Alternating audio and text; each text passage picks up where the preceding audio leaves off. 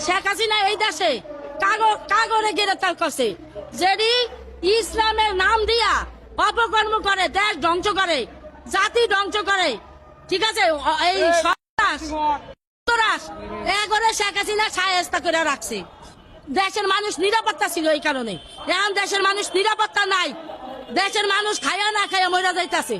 দেশের মানুষ আজকে যদি 500 টাকা রিক্সাওয়ালা কামাই করে ঘরে লয়া যাইতারে না, তাই শেখ হাসিনার কথা কইব না? কার কথা কইব?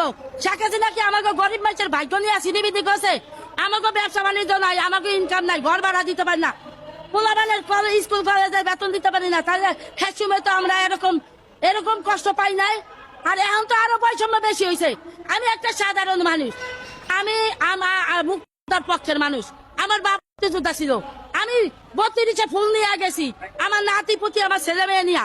আমি তো অন্য মানুষ নিয়ে যাই নাই, কিন্তু আমার গ্রেফতার করবো কার? তাহলে এটা পাগে দেশের দেশ বিরোধী কাজ না?